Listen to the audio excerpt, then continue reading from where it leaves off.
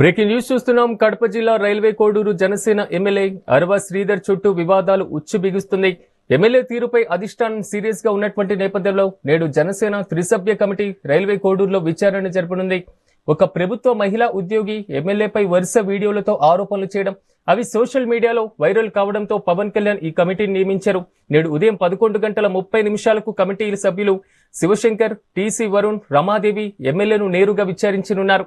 Party పరువు తీసే ఉపేక్షించేది లేదని కూడా పవన్ కళ్యాణ్ ఇప్పటికే స్పష్టం చేసినటువంటి నేపథ్యంలో ఈ విచారణపైన సర్వత్రా ఉత్కంఠ నెలకొంది.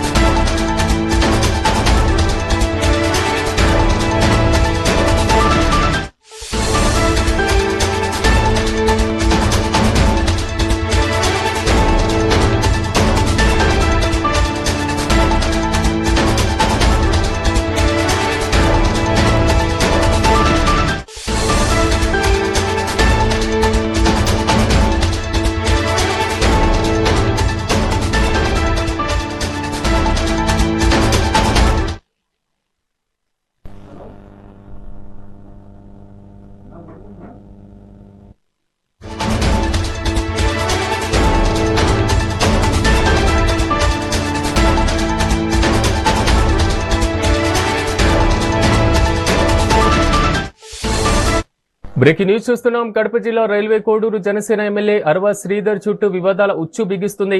ఎమ్మెల్యే తీరుపై అధిష్టానం సీరియస్ గా ఉన్నటువంటి నేపథ్యంలో నేడు జనసేన పార్టీకి సంబంధించినటువంటి త్రిసభ్య కమిటీ రైల్వే కోడూరులో విచారణ జరపనుంది. ఒక ప్రభుత్వ మహిళా ఉద్యోగి ఎమ్మెల్యేపై వరుస వీడియోలతో ఆరోపణలు చేయడం, అవి సోషల్ మీడియాలో వైరల్ కావడంతో పవన్ కళ్యాణ్ ఈ కమిటీని నియమించారు. నేడు ఉదయం 11:30 కమిటీ సభ్యులు శివశంకర్, టీసీ వరుణ్, రమాదేవి ఎమ్మెల్యేను నేరుగా విచారించనున్నారు. పార్టీ పరువు తీస్తే ఉపేక్షించేది లేదని పవన్ కళ్యాణ్ ఇప్పటికే హెచ్చరికలు జారీ చేసినటువంటి నేపథ్యంలో ఈ రోజు జరగబోతున్నటువంటి విచారణపై సర్వత్రా ఉత్కంఠ నెలకొంది.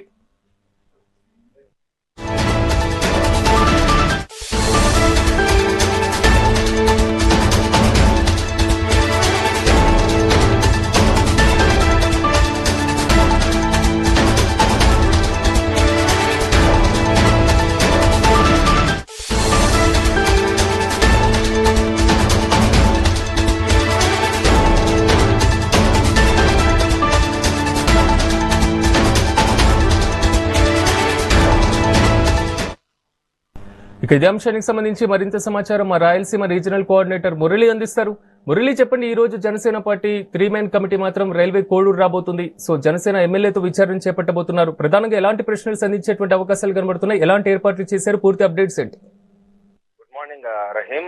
ఆంధ్రప్రదేశ్ రాష్ట్రంలో పెను సంచలనంగా మారిన railway Koduru Janasena party MLA issue పైన తాడో పేడో తేల్చడానికి జనసేన పార్టీ అధినేత ఉప ముఖ్యమంత్రి పవన్ కళ్యాణ్ త్రిసభ్య కమిటీని కూడా ఏర్పాటు చేశారు. ఎందుకంటే మహిళల ఒక భద్రత అనేది చాలా ఇంపార్టెంట్ అయినటువంటి నేపథ్యంలో ఎమ్మెల్యే శ్రీధర్ పై వరుసగా వస్తున్నటువంటి ఆరోపణలను ఎదుర్కొనేందుకు బాధిత మహిళల నుంచి కూడా సరైనటువంటి సమాచారం సేకరించడం భాగంగా ఇవాళ త్రిసభ్య కమిటీ కూడా ఏర్పాటు చేయడం జరిగింది. ఈ త్రిసభ్య కమిటీలో శివశంకర్, టీసీ వరుణ్, రమాదేవి ముగ్గురు సభ్యులతో కూడినటువంటి ఈ కమిటీ ఉదయం 11:30 తొలి సమావేశం కానుంది. అంటే ఈవేళ ఎర్లీ మార్నింగ్ 3:30, 4 రైల్వే కోడూరు చేరుకున్నటువంటి ఈ ముగ్గురు సభ్యులకు ఒక ప్రైవేట్ హోటల్లో బస ఏర్పాట్లు చేశారు జనసేన పార్టీకి సంబంధించినటువంటి కేడర్.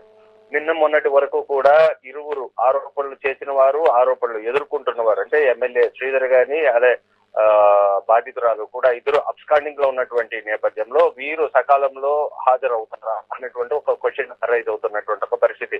సో అజ్ఞాతంలో ఉన్నటువంటి వీరు నేరుగా ఈ కమిటీ ముందు వచ్చి వారి యొక్క సమస్యలను వివరించే ప్రయత్నం చేస్తారా అనేటువంటి అనుమానాలు కూడా వ్యక్తమవుతున్నటువంటి పరిస్థితి ఉంది. ఇప్పటి వరకు మనకి వీణ ఎక్కడ కనిపించినటువంటి జాడ లేదా కొన్ని ప్రైవేట్ వీడియోస్ మాత్రం పోస్ట్ చేస్తూ వస్తున్నటువంటి ఒక పరిస్థితి. సో ఆ వీడియోలు మాత్రమే వైరల్ అవుతున్నటువంటి ఒక పరిస్థితి. వాస్తవంగా ఆ వీడియోలో ఎంతవరకు ట్రాన్స్పరెన్సీ ఉంది, ఆ వీడియోలన్నింటినీ కూడా సమీకరించుకొని దాన్ని ఫోరెన్సిక్ పంపించాలా, ఈ 2 క్వశ్చన్స్ ఉండడానికి అవకాశం ఉంటుంది. ఒకవేళ అరవ శ్రీధర్ ఈవేళ మార్నింగ్ 11:30 వీళ్ళు రమ్మని చెప్పారు. సో వచ్చినటువంటి పరిస్థితులు అంటే 2 days బ్యాక్ వరకు కూడా అజ్ఞాతంలో ఉన్నటువంటి ఫోన్ కాల్స్ కు మాత్రమే అందుబాటులో ఉంటూ 2 రోజుల పాటు, మరో 2 రోజుల్లో కూడా అంటే 27వ తారీఖు నుంచి ఘటన జరిగినప్పటి నుంచి ఇప్పటి వరకు అంటే 3వ తారీఖు వరకు కూడా ప్రజలకు ఎవరికి అందుబాటులో కూడా లేరు రైల్వే కోడూరు ఎమ్మెల్యే శ్రీధర్. ఈ నేపథ్యంలో విశాఖపట్నం పర్యటన ముగించుకొని నిన్న పార్టీ సమావేశాల్లో కూడా పాల్గొన్న పవన్ కళ్యాణ్ దీనిపైన చాలా ఆగ్రహావేశాలను కూడా వ్యక్తం చేసినటువంటి ఒక పరిస్థితి. పార్టీకి ఎటువంటి పరిస్థితుల్లో చెడ్డ పేరు వస్తే ఎవరిని ఉపేక్షించే పరిస్థితే లేదనేటువంటి సంకేతాన్ని కూడా బలంగా ఇచ్చినటువంటి ఒక పరిస్థితి. వాస్తవాలను వెలుగులోకి తీసుకురావడానికి ఈ కమిటీ నివేదికను కూడా తనకు ఇమ్మీడియట్ గా అందజేయాలనేసి పార్టీలో ముఖ్య నాయకుడిగా ఉన్నటువంటి నాదెండ్ల మనోహర్ కూడా సూచించినటువంటి ఒక పరిస్థితి ఉంది. సో ఇలాంటి నేపథ్యంలో తాజాగా జరిగినటువంటి ఎమ్మెల్యేల సమావేశంలో కూడా పవన్ కళ్యాణ్ దీనిపైన ప్రధానంగా చర్చకు తీసుకున్నట్లు కూడా తెలుస్తుంది. మహిళా భద్రత విషయంలో పార్టీ నిబద్ధతను పవన్ కళ్యాణ్ స్పష్టంగా జనసేన ఎమ్మెల్యేలకు వ్యక్తం చేసినటువంటి ఒక పరిస్థితి.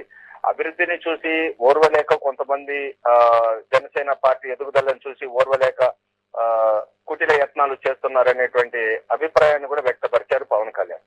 సో నిజాలు తేలే వరకు ఎవరిని ఉపేక్షించేది లేదని కూడా చాలా స్పష్టంగా చెప్పినటువంటి ఒక పరిస్థితి. కమిటీ నివేదిక ఆధారంగా ఎమ్మెల్యేపై క్రమశిక్షణ చర్యలు తీసుకునే అవకాశాలు ఉన్నాయా లేవా అనేటువంటి అంశాలను కూడా పూర్తి స్థాయిలో నాదెండ్ల మనోహర్ కి దీనిపైన బాధ్యతలు అప్పగించారు. ఇక్కడ కనబడుతున్నటువంటి మరో అంశం, నిన్న జరిగినటువంటి జనసేన మీటింగ్ లో కూడా డిప్యూటీ సీఎం క్లియర్ కట్ గా చెప్పడం జరిగింది, పార్టీ ప్రతిష్టతకు భంగం కలిగిస్తే మాత్రం ఉపేక్షించేది లేదు అనేటువంటి అంశం. సో జాగ్రత్తగా ఉండాలి, ఎక్కడ కూడా ప్రతిపక్షాల ట్రాప్ లో పడొద్దు అనేటువంటి కామెంట్స్ కూడా వస్తున్నాయి. ఇక్కడ కనబడుతున్నటువంటి అంశం, ఈ రోజు జరగబోతున్నటువంటి ఈ 3 కమిటీ ఇచ్చినటువంటి నివేదిక ఆధారంగా చర్యలు తీసుకునేటువంటి అవకాశం ఉందా, లేకపోతే మొత్తం మీద ఏం జరిగిందో పూర్తి స్థాయి వివరణ ఇచ్చేటువంటి అవకాశం ఉందా అధిష్టానానికి? 27వ తారీఖే ఘటన వెలుగులోకి వచ్చినటువంటి పరిస్థితి. 28వ తారీఖు దీనిపైన ఒక త్రిసభ్య కమిటీని ఏర్పాటు చేసి పార్టీ కార్యకలాపాలకు ఎమ్మెల్యేని దూరంగా ఉంచినటువంటి ఒక పరిస్థితి. సో 30, 31, 1, 2, 3 అంటే ఈ 4 రోజుల పాటు సభ్యులు ఎవరు రైల్వే కోడూరుకు వచ్చినట్టు పరిస్థితి లేదు. అలాగే ఆరోపణలు చేసినటువంటి వ్యక్తి అజ్ఞాతంలోకి వెళ్ళినటువంటి ఒక పరిస్థితి ఉంది. బాధితురాల పైన కంప్లైంట్స్ రిజిస్టర్ అయింది. ఎందుకంటే ఎమ్మెల్యే మదర్ ప్రమీల దీనిపైన 25 కోట్ల రూపాయలు డిమాండ్ చేశారన్నటువంటి అంశాలను వెలుగులోకి తీసుకురావడంతో పోలీసులు వీణా పైన కంప్లైంట్ రైజ్ చేసినటువంటి ఒక పరిస్థితి, ఎఫ్ఐఆర్ లాడ్ చేసినటువంటి ఒక పరిస్థితి. కానీ బాధితులు ఇచ్చినటువంటి కంప్లైంట్స్ నేపథ్యంలో ఎమ్మెల్యే పైన ఇప్పటి వరకు కూడా ఎలాంటి కేసు నమోదు చేయనటువంటి ఒక పరిస్థితి ఉంది. సో ఇలాంటి సిచ్యువేషన్స్ లో ఈ వారం రోజులు క్రితం రావాల్సినటువంటి వారు ఈ రోజు వచ్చినటువంటి ఒక పరిస్థితి. ఈ రోజు నుంచి 7 రోజుల పాటు దీనిపైన సమగ్రమైనటువంటి సమాచారాన్ని సేకరిస్తారు. తొలుత ఎమ్మెల్యేని పిలిపించుకొని ఎమ్మెల్యే దగ్గర ఉన్నటువంటి సంజాయిషి కానీ ఎమ్మెల్యే దగ్గర ఉన్నటువంటి వివరాలు కానీ ఏదన్నా ఉంటే ఆ సమాచారాన్ని సేకరిస్తారు. అదేవిధంగా బాధితురాల దగ్గర ఉన్నటువంటి సమాచారాన్ని కూడా తీసుకోవడానికి ఒక ప్రయత్నం చేస్తారు. కానీ నిన్న ఈవినింగ్ కూడా ఒక వీడియో తన ఇన్స్టాగ్రామ్ లో రిలీజ్ చేసినటువంటి ఒక పరిస్థితి.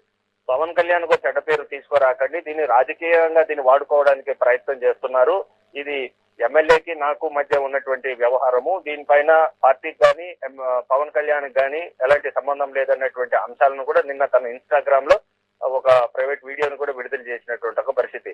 ఈ 3 కమిటీ మెంబర్లకు, ఈ 3 సభ్యులకు సమాచారం ఇచ్చి ఈ సమాచారాన్ని మళ్ళీ తిరిగి సమగ్రంగా దర్యాప్తు చేసిన పక్షంలోనే దీంట్లో వాస్తవాలు వెలుగులోకి రావడానికి అవకాశం ఉంటుంది.